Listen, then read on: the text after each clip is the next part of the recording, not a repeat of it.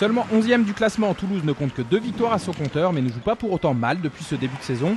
Les hommes de Philippe Gardan, qui accueillent son ancien club, sont en effet souvent dans le coup, mais échouent de peu, comme leurs 3 défaites d'une longueur et leurs 2 nuls en attestent. Aussi, face aux leaders du PSG Handball, ils devront garder leur ligne de conduite et être relâchés.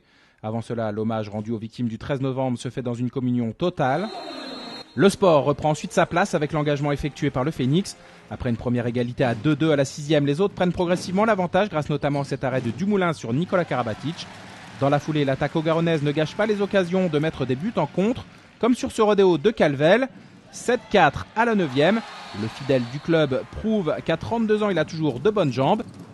Des jambes et de la tête, l'effectif toulousain en possède aussi avec cette combinaison qui échoue à Svizej.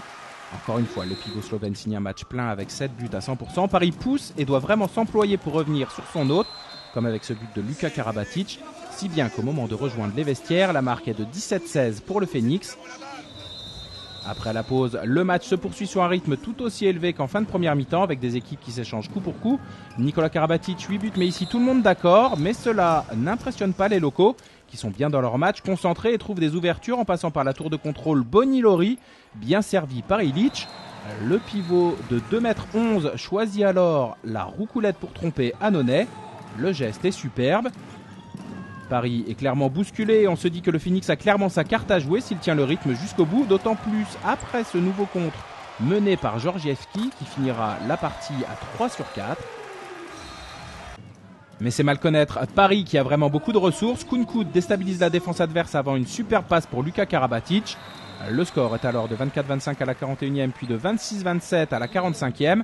Après cela, Toulouse va encaisser un 1-7 qui scellera l'issue de la rencontre. Hansen 12 buts à 75%. Faisant d'ailleurs le spectacle avec ce Schwanker roucoulette ultra rapide face à Pardin. 27-35 à la 54e. Philippe Gardan peut pester, sa défense n'a plus la même efficacité. Le PSG Handball en profite. La fin de partie restera l'avantage de Paris qui ne sera pas inquiété par ce but de Sevaljevic. Le meilleur Toulousain des dernières semaines aura été bien cornaqué. Score final 33-38 dans ce match ultra offensif. Le PSG qui compte un match de moins conforte sa première place avant d'accueillir Kiel ce week-end en Ligue des Champions. Toulouse perd un rang et se retrouve 12e.